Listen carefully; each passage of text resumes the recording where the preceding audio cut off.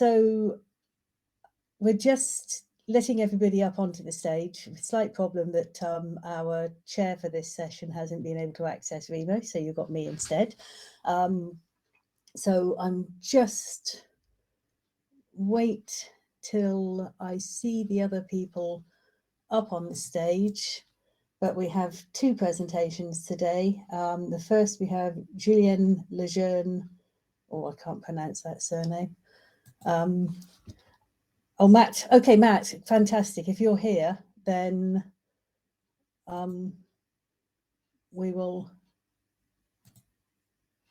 get you up on the stage.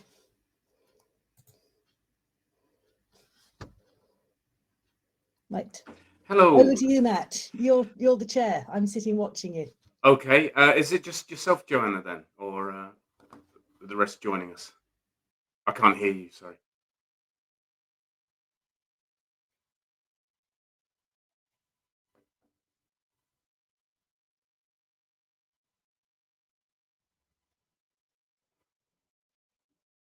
Oh, yes, that's great. Okay, no, there's something with the internal microphone setting, but I'm glad it's sorted. Yeah, it will be just me presenting today. Thanks so much. Okay, I'll get on and introduce you then. Hello, everybody. Sorry for the technical issues there. Let's just get on with it, shall we? So we're in session 1A, and this is on behalf of Joanna, Elliot, Yuki, Kat, and one team. But Joanna will be presenting to us now for around 30 minutes, and we'll have 10 minutes for questions as well. And this is an evaluation of the usability and a learning design for an online course in psychology, and it's a combined user experience methodology and eye tracking study. So this is going to be really interesting. I'm really looking forward to this. If you have any questions, can you please put them in the Q&A, and I will collate those questions for the end. So without any further ado, I'll hand over to you, Joanna. Thanks very much. Thank you so much. And I'm just going to share my screen. Can you see that okay? Yeah? Yep. Okay, great. So thanks so much for the introduction, Matt. It is a joint effort of the project. So first of all, I need to thank everyone involved. I know Drew is here. Thanks, Drew, for the comments and feedback on the first idea for the project. To Kat Husbands, who is our UX designer, with help with executing the project. Yuki and Elliot, who are wonderful interns who really collected most of the work on the project, and Deng, who collected some of the data and analyzed some of the data as part of the project. And the funding for this is from the LT Development Fund. So again, thank you for the funders for allowing this to happen. So the study is really looking at evaluation of the usability principles and learning design of Moodle. And why we decided to do it? Well, I think it's important to evaluate Moodle in terms of usability. Initially, VLE and other learning environments such as Moodle have been treated more as a repository, but we know that the technology is really influencing more and more how we teach, and it's particularly important with the increased demand for distance education. So we really need to think about VLEs in terms of, more inclusive, more usable principles. And I would argue that traditional usability design principles and usability evaluations are actually very applicable in online learning and digital learning and in virtual learning environments. Because Moodle really is designed to be accessed from a web browser, so it could be treated like any other website. The styles and layouts are responsive, so there's full support for multiple devices. And we need to really look at what tools, what content, what interface, and what tasks can be used, can be evaluated, and can be improved to allow it to facilitate learning according to the selected pedagogical objectives. So how can we make Moodle more user-friendly? How can we make it more useful for our learners and for our educators? And we know that the evaluations of usability of virtual learning environments is not that common. It's beginning to pick up a little bit more. But we are very interested in capturing and analyzing our learners' behaviors through learning analytics. So I think there's demand, there's value in combining those two approaches and really looking at evaluating our learning environments in terms of learning designs. How then can we model new learning principles, and how can we really enhance learning environments? So that's the motivation for the project. And I borrowed the first title for the slide from Diana Lalillard, who argues that teaching should be treated as a design science. Traditionally, we view teaching, or have viewed teaching, as art because it requires creativity, it requires imagination, but actually teaching is a science because we do investigate the principles and practices of best practice of teaching, of learning. And I think more specifically, we can also look at teaching as a design science because it builds on design principles, it builds on design heuristics, and we use and implement design to improve our learning.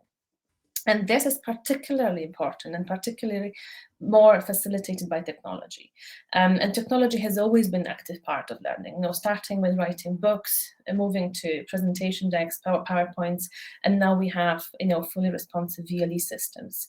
And although technology has always been involved in education, it seems to be like it's actually been a driver in education. And not the other way around. So less often we see that education actually been driving technology, but I think that can change, and that needs to change. And this shift in thinking about how education can inform technology is maybe perhaps linked to the growth interest in how we can implement learning design principles in teaching. So the rise of learning design as a discipline is actually making a positive shift in how we can use pedagogical principles to inform technology or change technology that can facilitate based learning. And learning design is really understood as a methodology that can enable teachers or designers to make more informed decisions about how they go about designing their learning activities or learning interventions to best support learners. And it's really linking, the data-driven approach to learning with theoretical alignment, so the very close link to education theory to make sure that we design the best approaches to our learners. And I think that approach can be used in evaluating Moodle. We can rely on learning analytics as mentioned, a new developing field that harness the really huge amount of data that we're getting about learners at the moment. And it's really linking it to pedagogical theory, what's best practice in teaching and learning, with those design principles. And learning analytics can broadly be understood as the measurement, as the collection and analysis of data about learners, about their context, their values context, for the purpose of understanding and optimizing learning, an environment in which to occur. And I think it can be applied to design of Moodle, design in terms of interaction and visualizations and learning tools or learning activities. We can use data from learners to make purposeful changes in how we design our learning environments. And I think the similar approach can be taken to evaluating the VLE, as I mentioned. The term usability traditionally comes from the human-computer interaction discipline and could be, again, broadly understood as the extent to which a product can be used by specific users to achieve a specific goal in an effective way, in a satisfying way, and in a specific context. And I think when we break down this definition, the VLE or Moodle isn't really any different from any other products, or digital product or website that can be assessed in terms of usability. So very much we can take those usability principles and apply them to learning environment and kind of come up with a term for pedagogical usability. So really, VLE is a digital product. It's a learning management system, so it's got a specific purpose. The purpose is to support knowledge, dissemination, acquisition, to support learning. It's got specific users. These are often students who are active learners, who are independent, also have staff, or could be academics, could be support staff. So really, everyone who's involved in course management and course delivery. And there's specific context in which this learning occurs. It's the learning environment. It's digital learning. So there's a very specific and predefined context. So I think when we break down this definition of usability, Moodle is no different to any other product that should be meeting those usability principles and accessibility principles. And that's really where we come from when we started thinking about this study. So in the particular context of Moodle, there is a precedent for looking at usability principles in learning environments, and colleagues from Open University have developed a notion that there are several layers of pedagogical usability. When you think about pedagogical usability, we cannot stop just at the very bottom, so just at the technical aspects. Technical aspects really apply to any product. It's the basic that ensure that any system can be accessible and can be user-friendly. So it will be any product. Then we kind of have more general usability principles. And these are principles of a well-designed and well-organized website or well-organized system. And again, these could be quite applicable to any product, really. And then we're getting into more specific principles that can be applied to pedagogical or academic context. So these will be, for example, the appropriate content for the specific learning. It could be the effective use of tools to facilitate learning. So very much academic, pedagogical context. And then there'll be even more specific, maybe specific to discipline context, maybe specific activities and learning activities that are undertaken in different subjects or maybe active learning that is particular to given discipline. So we're moving from those very broad principles to very potentially narrowing a very specific tools or interfaces and learning tasks that are particular to a subject or discipline. And all of those can be evaluated in terms of how usable, how accessible, and how user-friendly they are.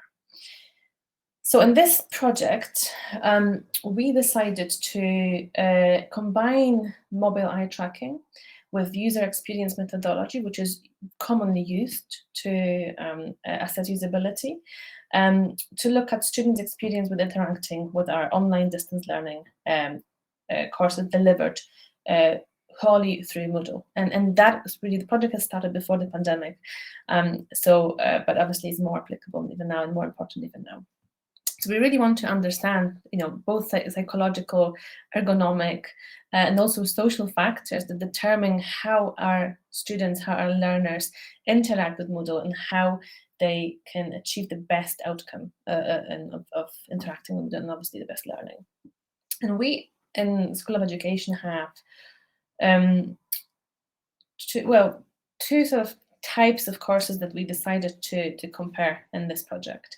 One was quite a structured course, which was designed by our partners in the digital education unit, had very predefined features, had very structured layout, and we wanted to see how students interact with this very sort of this prescriptive design.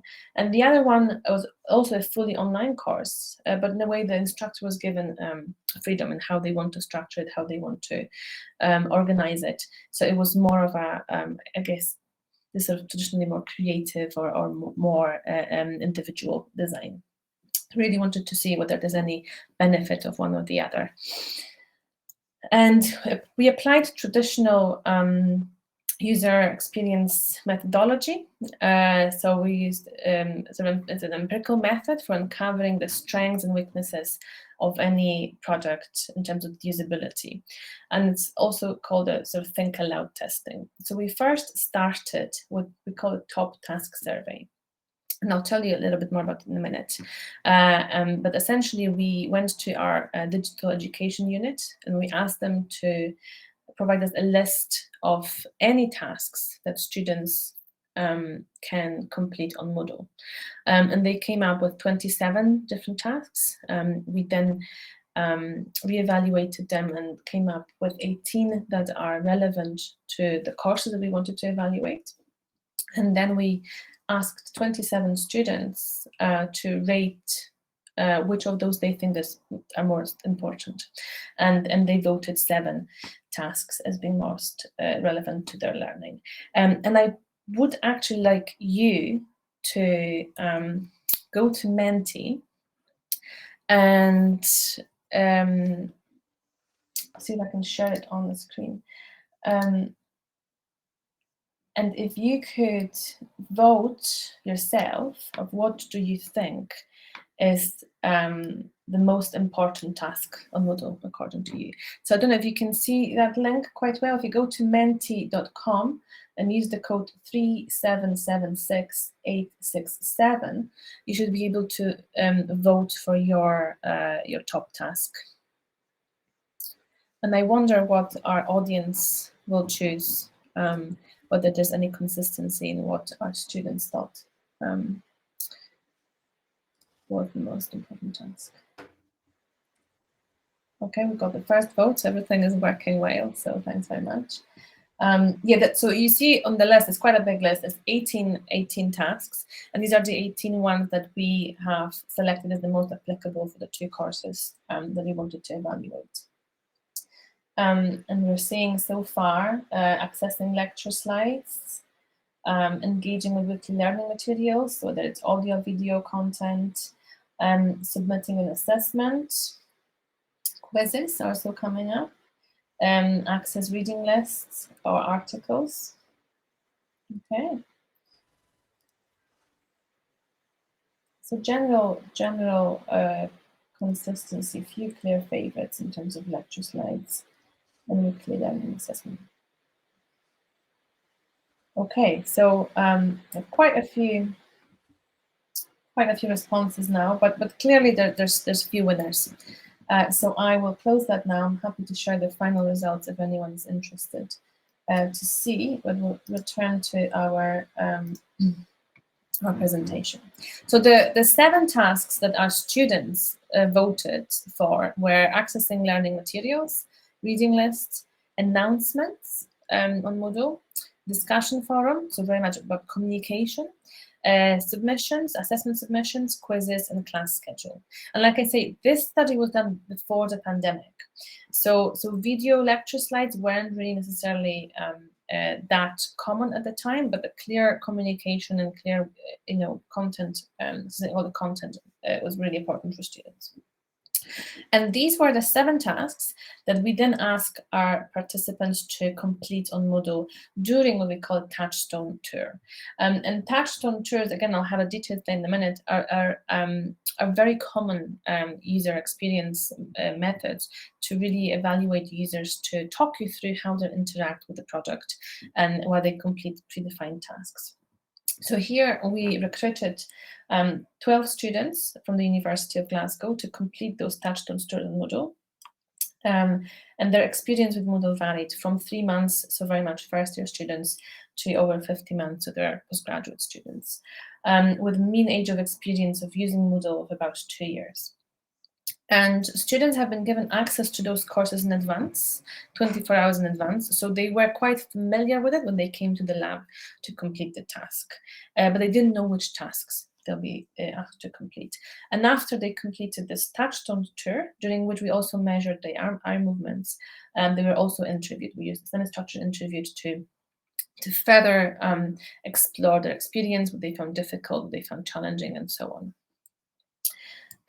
So Touchstone Tours are really widely used in UX research and user experience research, and it's really a form of a contextual inquiry, which is aiming at understanding your users' motivations for engaging with technology and understanding the experience with and engaging with a specific product. And they really involve you going with the user on a tour of the product, and in this case, of the learning environment. So you observe how they behave with the product. You ask a question about why they make specific decisions about how to interact with the user, with the space, or the environment, and you really try and allow users to present their genuine and subjective view about the product. So on the captures. We recorded screen capture. We recorded users' eye movement using the eye tracker, and it was a mobile eye tracker, so it didn't really interfere with any of the tasks. We also recorded their narration. So we asked them to vocalize, their decisions, what they're clicking on. So we really had quite a rich data to work with. And like I said, they completed those 7 tasks on Moodle, and they talked us through each of the decisions of how they interact and how they complete those tasks. So when it came to results, we have quite a rich amount of data and quite a few ways of analyzing it. We decided to go with a sort of user experience methodology and completed a few different analyses.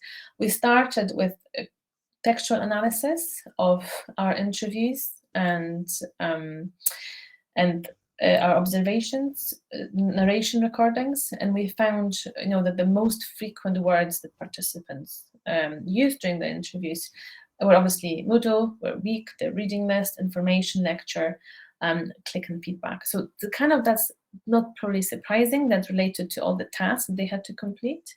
It kind of indicates, maybe highlights some of those most important functions of Moodle in their opinion. So the weekly assignments, reading list, and finding information, finding learning materials. We were also interested in the emotional content of the text. So we used what we call a sentiment analysis to analyze the interviews with participants. And sentiment analysis is often called opinion mining, is a method used very commonly in UX research as well. And it's a technique used to determine whether the data or the narration is positive, negative, or neutral. So really looking at the general emotional content of the text.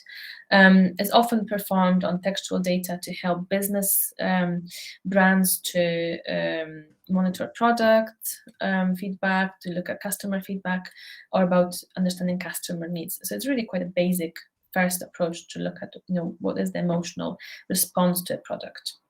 And in this case, when we analyzed the interviews, we found that the affect in participants' responses was actually predominantly positive. Just over, maybe under a third of content could have been judged as positive.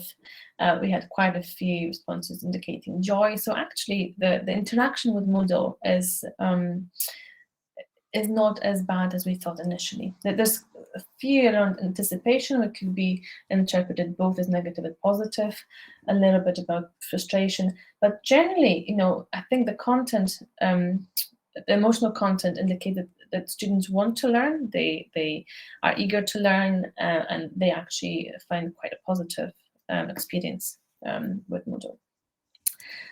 We then performed thematic analysis on our data. So we really wanted to get into the core of the experience of our users, and we found 3 main themes. One centered around accessibility as a primary, really, and pragmatic end of their experience of interaction with Moodle. And this accessibility is really linked to both the functions, so what the Moodle is for, how they interact with trying to find specific learning tasks, and what is the purpose of Moodle, so linked to all the activities that they can perform on Moodle, and the fact that they need to be accessible is really important for students. What we found overall is that students were really initially quite hesitant about learning to Moodle. This is just another thing that they need to learn about in a very chaotic start of the university anyway. So they really wanted to be smooth and straightforward. But that wasn't always the case. The functions weren't always logical. They weren't always well signposted. Often they said they would, for example, use Google to find the reading list rather than using the reading list available on Moodle. So accessibility in terms of function is really key and really important for students. But also accessibility in terms of information. We found that students really struggled with, first of all, the overload of information, too much details on Moodle, too much repeated information, and information that is also dispersed, so presented in multiple places, the same information just repeated, and so they didn't know exactly where to go to find specific information, whether it was the same in multiple places. And the third sort of theme here is around consistency, which is also linked to this design and learning design and design interface. Consistency in terms of structure, so how the courses are laid out, but also in terms of content, so what they can find in each button was really important to students. They are willing to learn, they're willing to interact, but they really want their experience to be smooth and straightforward. They don't want to be overwhelmed. They don't want to try and guess where they need to find information. And the consistency really is the key in terms of design, but also in terms of accessing information. And also there's a slight preference for sort of this new design, the block design, the color-coded design, because they find this aesthetic much easier to interact. There was a slight preference because, you know, they like the color coding. It was easier to use, and although it wasn't necessarily evident from the performance, you know, in the interviews, they actually praised this aesthetics, and that linked to kind of two issues around how they interacted with Moodle as well. First of all, affordances was probably something that we mostly observed rather than mentioned by participants. Participants really tried to interact with elements on the page based on their expectations or their interactions with other applications. So they really applied, you know, how they interact with, you know, Amazon, eBay, or any other platforms to Moodle. So we've seen a very common behavior, for example, that students try to open each section of a Moodle page in a new tab, while sometimes the designer has envisaged that this section would be a pop-up window.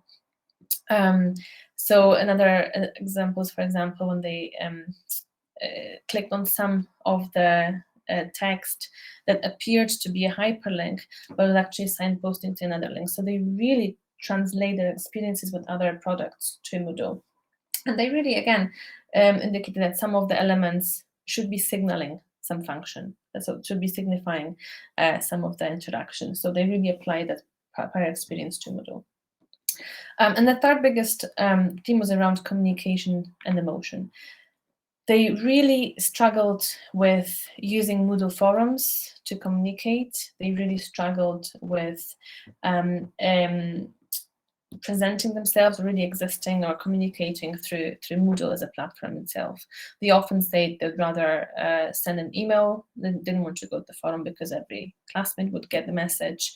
They found them quite impersonal, and they were really quite anxious about using Moodle forums. And again, that happened before the pandemic, so we know that we probably don't rely on Moodle forums as much as we used to. You know, we tend to use Teams now for communicating, and I think that's a good shift because there was some resentment from students in engaging with Moodle forums.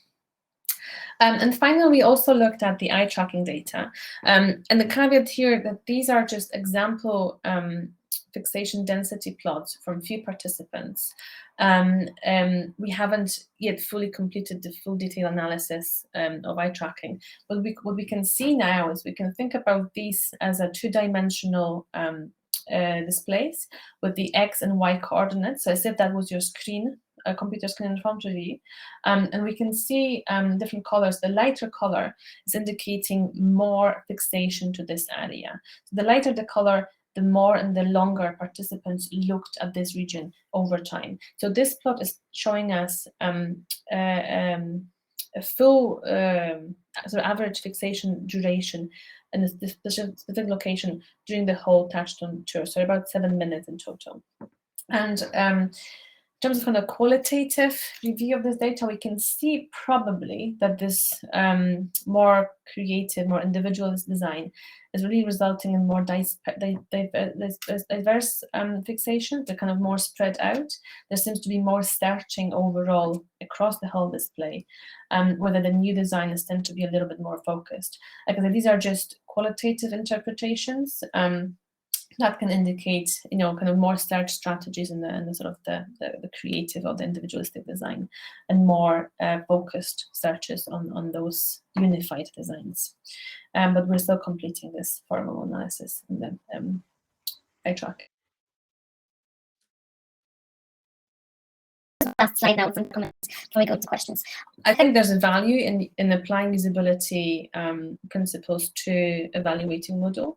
And what we found in this study is that a lot of principles that apply to any digital product can be applied to Moodle design. For example, consistency in terms of content and structure is really valued by students, and it's really promote learning. We see visual preferences for unified design, for structure, for I guess designs that they are used to seeing and interacting with other platforms as well. And that also translated as value for design patterns. Users or students tend to really apply their experience of working with similar applications to Moodle. They really treat Moodle like any other web application that they interact with. I think there's also a value in combining user experience with pedagogical usability and universal design for learning, in order to promote more learner-centered focus, in order to understand learner needs, in order to focus on accessibility in our digital learning platforms, how we can then best promote collaboration and community building in Moodle. We understand, that some of the features don't really work well to promote that, so we can then try and test and use other tools to promote that. And how we can achieve social justice, how we can best design those learning environments that can serve needs of all our students, and needs of different diverse student populations as well. And I think, again, there is a value in using learning analytics, data around students, data from students, for learning design. So we can really integrate metrics about learners' behavior, about their motivations, into design our learning to, again, best provide the best experience and provide the best opportunities for learning, which are facilitated by the technological development and our design principles.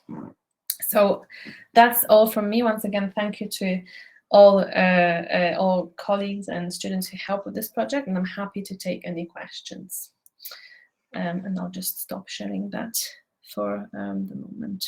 Thank you, Joanna. That was really fascinating. I think in my experience in the business school, this is quite a hot topic. There's a lot of discussion about it. I'm sure that's the case in other schools as well. So I think your approach is really important, given that the scholarship on the pivot so far, understandably, has been very much about first impressions. And I think this is a rather more systematic approach, and hopefully the direction that we're going in. I've got a few questions, and we'll try to get through them. So the first question I have here is, do you think the university should introduce a central Moodle course template that's based on user experience research? Yeah, I think it's a really good question, and probably quite a controversial one. And I know different schools have tried that. Different schools are taking more local approach to prescribing some templates. Our experience with Wiley was that initially colleagues were really quite resistant to applying this, quite a limiting template. But actually, once they started working with them, they liked it. They liked it, and students liked it.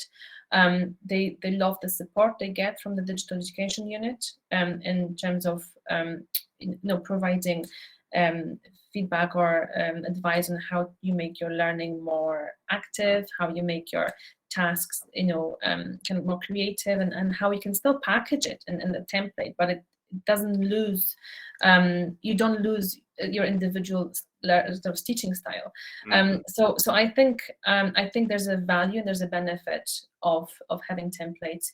And again, the results of this project and loads of feedback we get from students through other channels as well suggest that they really would value more how the courses are structured.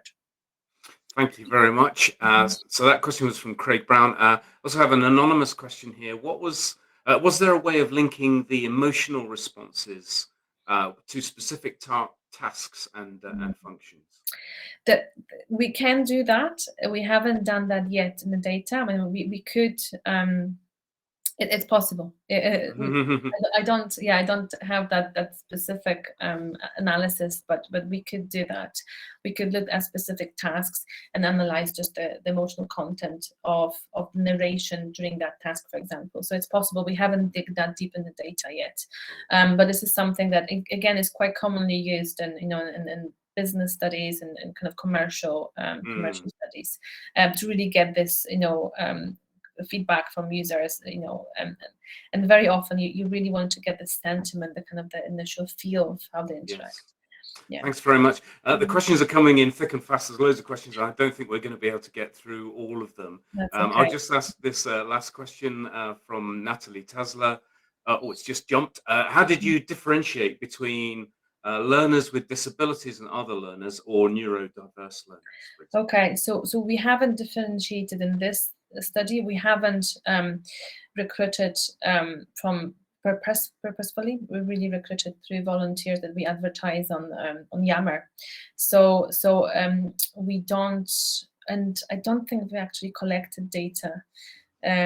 I don't know. We haven't collected any information about the users, any additional sort of support needs or any kind of personal background information.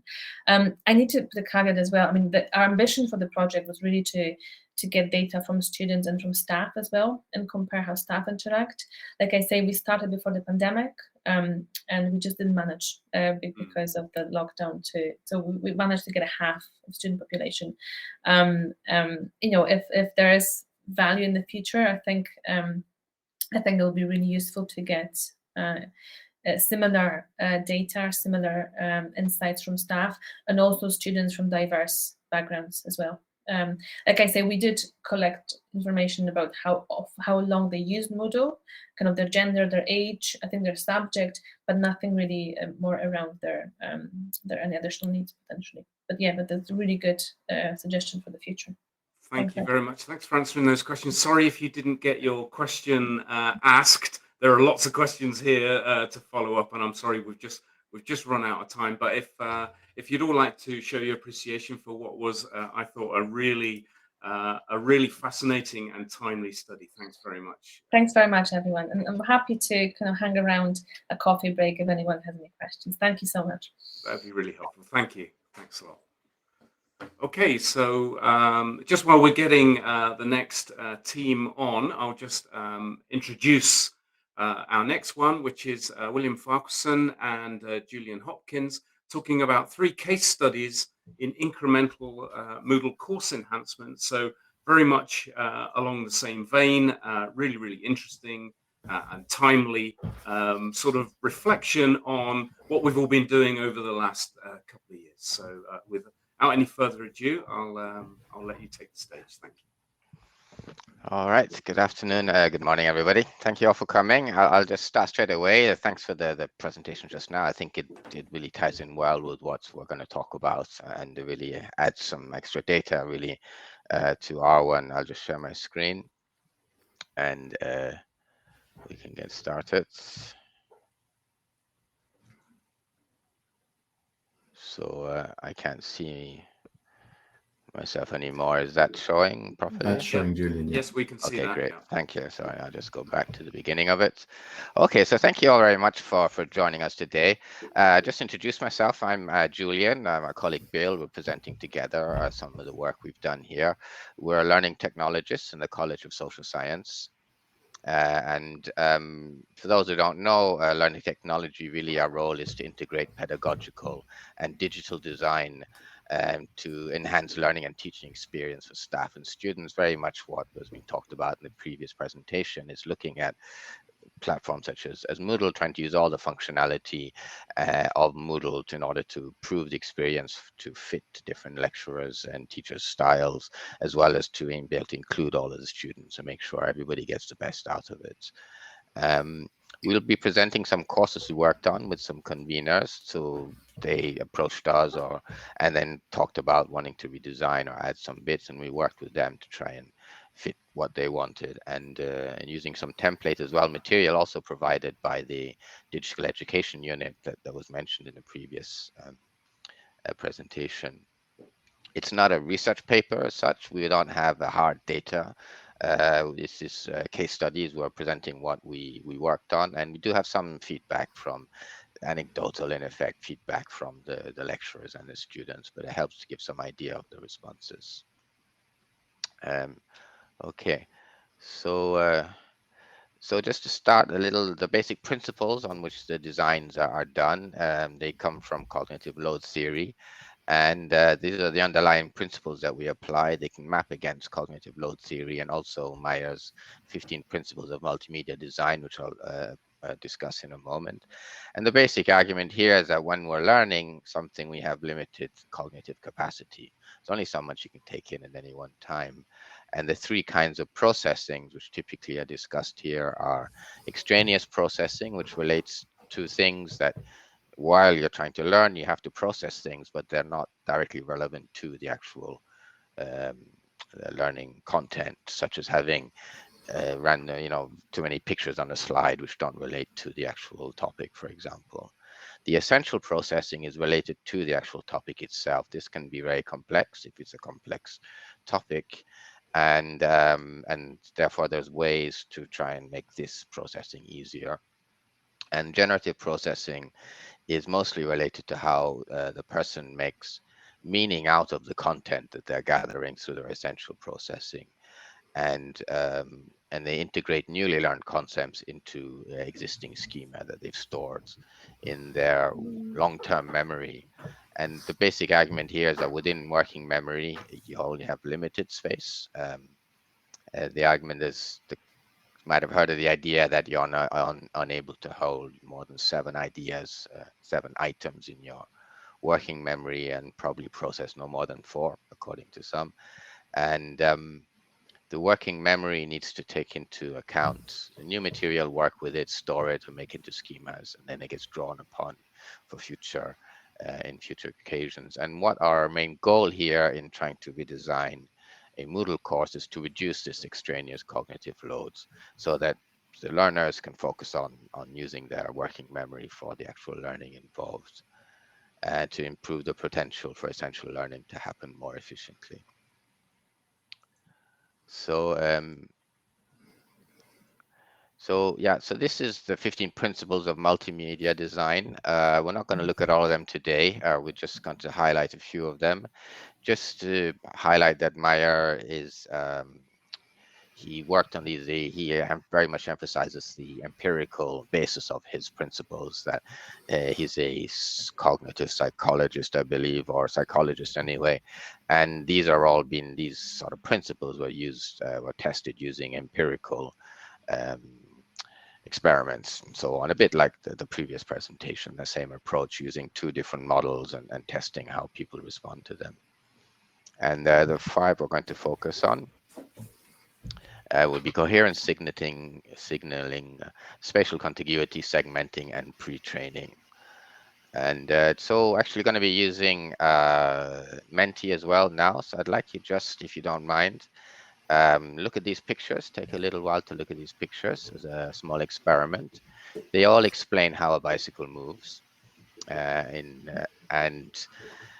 just have a look at these. And the menti.com information is here. You can use the QR code to go directly, or you can use the QR code or the code here. Just have a look at these pictures and which one works best for you, basically. Just have a look at them and think about, and just vote there on which one works best for you. I'll just leave this on the screen for a little moment, so you give you time to look at them. You might want to go full screen if you want to look at those pictures a little bit closer. That's a good point. And on the, you can press full screen on the Remo interface, just to the top right hand corner of where you see this, and give you a better view of the whole images.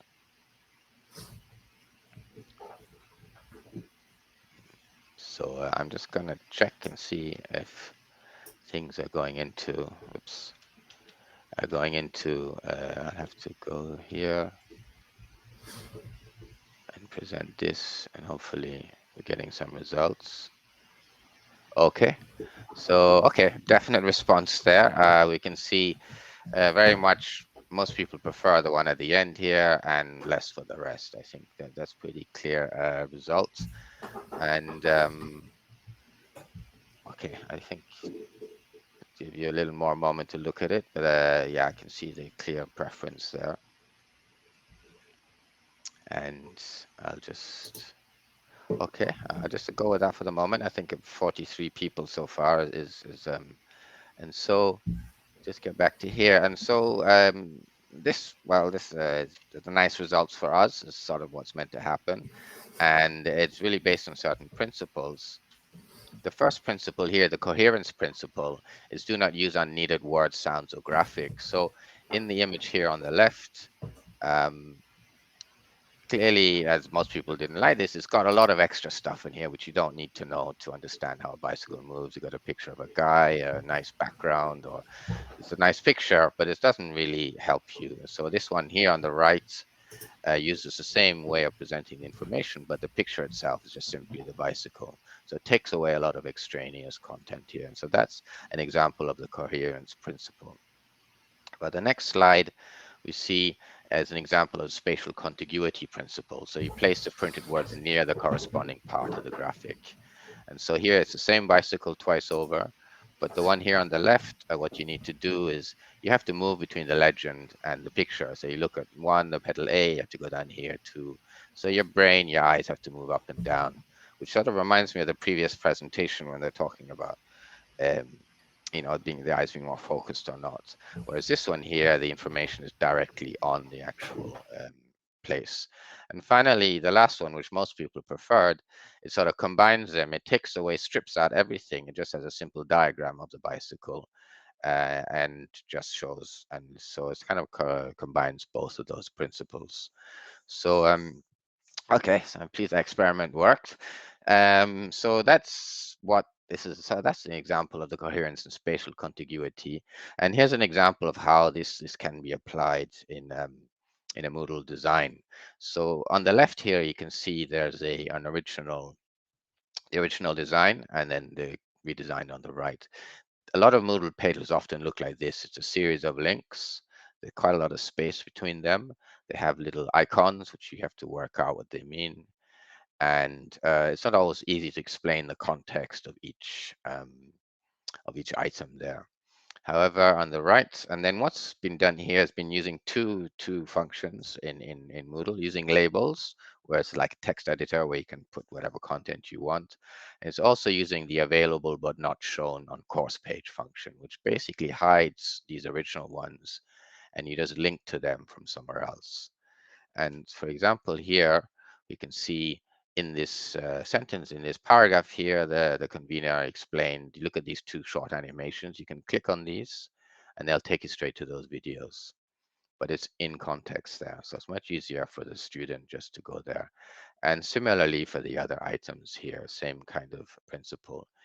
These got enhanced slideshows, go straight to there and so on. So that's one way of just really making it easier to click directly in situ to the to get hold of the actual content. A little feedback there from the convener. She found it was very useful to make clear the essential design components that they could simply click. And some student feedback they mentioned about the structure and plans being clear and how things were clearly listed. In the same course, and this is another, now I'll talk a bit more about using contiguity again, using labels again, and the hidden but not available but hidden function, which I always forget what it's called. So here on the right, basically same principle here, but also using, talking about segmentation here, which Bill's going to talk about more in a minute. But what's been done here is by using completion tracking, you can make sure that students can't access one thing until they've done something else. So here, what's happening is they have to click on this, they have to fill out this quiz first. It's basically a formative quiz based on the readings. And they have to, and if they click and try and access the slides before they finish this quiz, they get this pop-up, which will give them a link directly there, which they can click on and will take them to the quiz. And so really this is a way of getting the students to read some content before they actually watch the narrated slideshows, so that they are more able to understand it.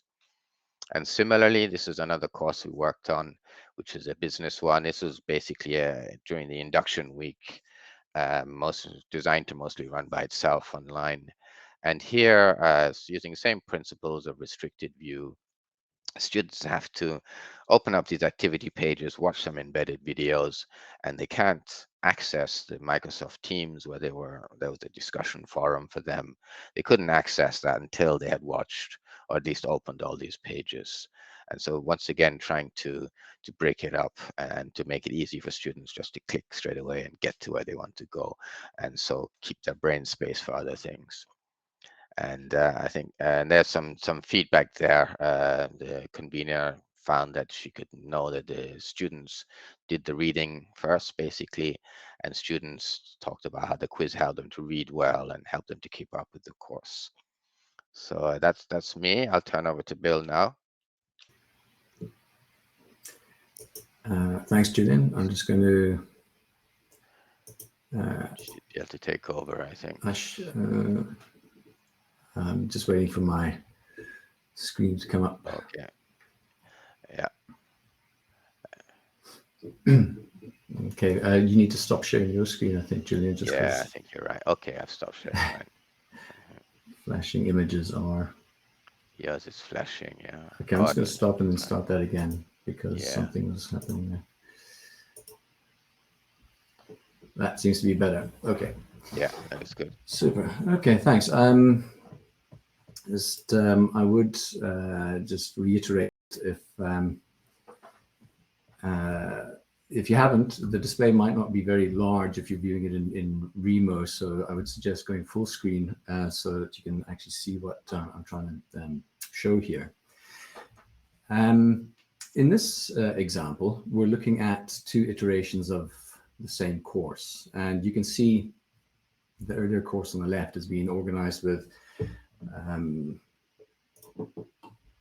we have essential resources over here, and then these are arranged in a chronological order, followed by additional resources. Each activity is made available through a link that takes you to the material.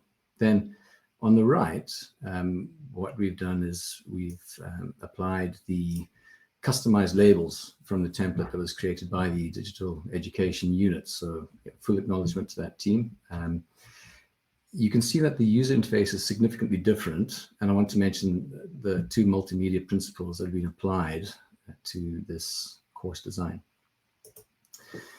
So the first is segmentation, and this is a design principle in which the learning materials are divided into short units. They're distributed over a series of instructional events, such as topics or lessons, or sections, which are referred to as segments.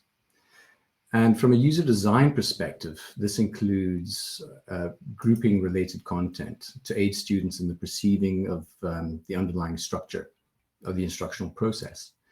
So in this case, each unit, or rather, each unit has been organized into these pre-class activities, in-class activities, and post-class activities. So that follows a flipped learning model, and I'll say a little bit more about that in a minute. But basically, segmentation helps to define the event boundaries between these different sections. If we go on to a little closer, zoom in a little closer on this first section, which is the pre-class activities. You can see that here the principle of segmentation is applied again as each of these activities that you see here is given its own customized label. But and this just helps to show organize things visually quite nicely.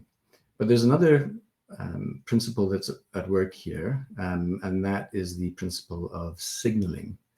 Now, signaling states basically that people learn better when we add cues that highlight the organizational material. And this can be done through various methods.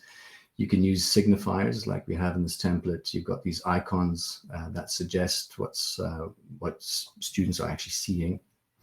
The use of clear headers, as we have in these labels.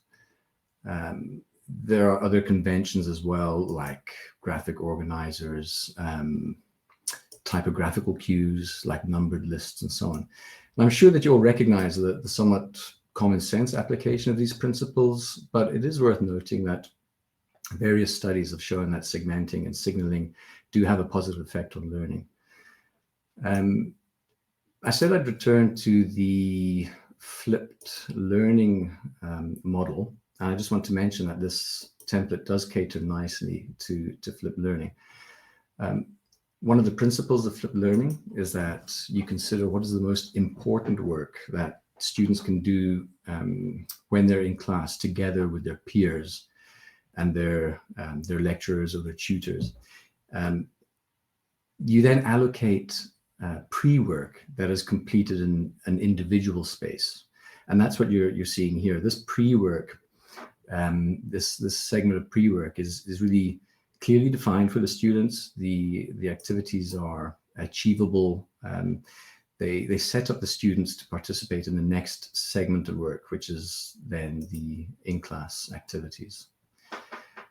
In this section here, you can see students are working with their instructor. There's a Zoom session that's intended to be done synchronously. They have these questions that they need to focus on, but they're really expected to externalize their answers to these questions and generate discussion about them with their peers, and then the instructor, the tutors on hand as well to help clarify any misconceptions and so on.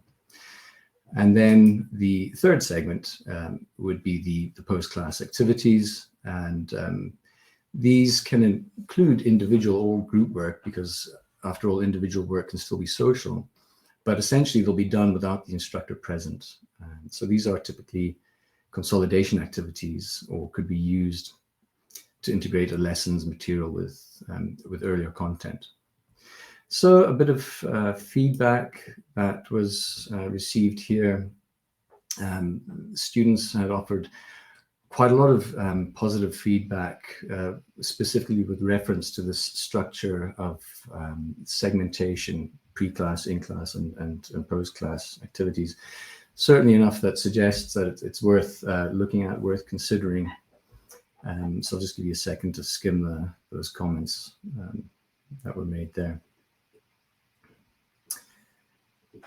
If I move on now to the next example that we wanted to look at, this one involves the migration of recorded Zoom videos to playlists that were then embedded directly into Moodle using the Cultura suite of tools. And to demonstrate that, I'm going to switch over to Moodle, and we'll look at two versions of the course side by side. Can you just confirm, Julian, can you see that?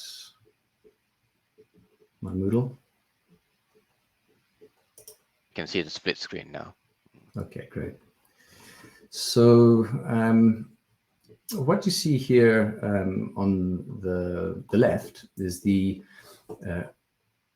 previous iteration of the course.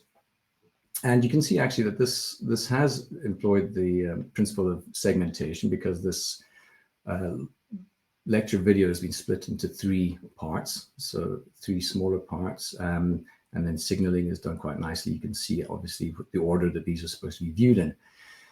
But if you access the video here, you see it takes you to another URL, and there's a passcode that you have to remember to collect. Open up the URL, then you have to enter your passcode, and you can start watching the recording. Now, that is all a number of steps, additional steps that are effectively unnecessary. You then have to navigate back to the learning material to continue watching the rest of the videos. What we have over on the right is basically redesigned. I'm just going to go full screen to give you a better view of how that looks now. Here we have the same three videos that have been placed into a playlist and then embedded directly into the Moodle. So students can choose which video they're going to watch. They can actually navigate between them without having to leave the screen, which I would argue is it's a good design process for a couple of reasons. One is that, from a user point of view, you want to automate wherever possible. So if your design can reduce the number of steps required to achieve an end goal, that frees the user to focus on more important information. I think it also, thanks to Joanna for introducing that term earlier about pedagogical usability. I think this definitely contributes to pedagogical usability. The nice thing about the Cultura suite is that every Moodle course now comes with its own Cultura media gallery. So if you select that, you'll see that all of the video content that is associated with this course is now available in one repository. You can see there are 39 videos associated with this course. And just selecting the Home tab here, you can see that these have all been organized into playlists, which is a really good content management strategy as well. So students can come in here and they can access these playlists. They can browse all of them to see what is available to them. And this item here, it's optional. You don't have to deploy it, but this is the Anoto tool that allows students to actually make comments throughout the videos. These comments are then used to generate discussion. They can also make personal notes, which are private to the students. So that's also, I would argue, a good tool for students for engagement with their materials. So let me just switch back into my other view.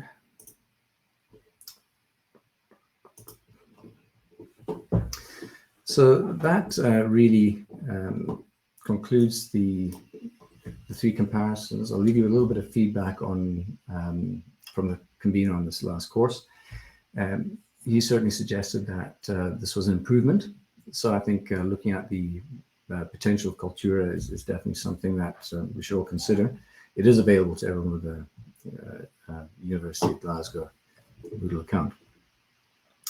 So at that point, maybe I can just go into some conclusions. I think Mayer's principles of multimedia learning do offer guidance for making incremental design changes to online courses.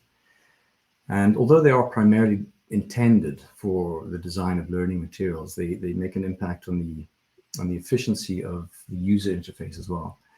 And they can support an instructional procedure like the flipped learning model. Furthermore, I do think that the use of templated features like these customized labels designed by DEU can provide really good ready-made design elements, and they assist with things like the segmenting and the signaling in Moodle courses. So at that point, really, we've come to basically the end of our presentation. I think we can move on to some questions if we have any, or any feedback. We do indeed have quite a few questions, so thank you very much. Once again, I think really timely, really important opportunity for us all to reflect on our practice. I think many of us have muddled through one way or another over the last couple of years. So I think both of these talks offer different perspectives on how we reflect and how we improve, because as we move forward, obviously we will still be using online to some extent at least. And particularly good that you mentioned flipped classroom there, because that might be one way that we do exactly that. So just to ask the questions here, I've got a question here from Kenji who says, does completion tracking, i.e. the checkboxes that indicate whether a task has been completed or not within Moodle, or hinder the learning experience in any way? Okay, I can try to answer that. Well, we don't have data on this, but I mean, following the principles, I guess, of Mayer's multimedia principles, at least, it would help to segment and organize the content so that students are able to see what they've done and what they need to do.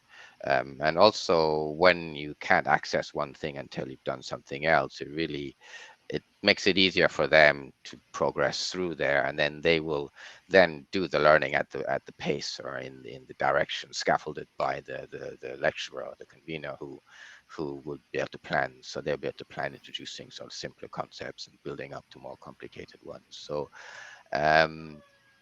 the checkboxes they indicate whether the way I have set up is not that they tick it themselves individually. So maybe that's why you're asking about Kenji there, whether or not you could have them ticking themselves and so on.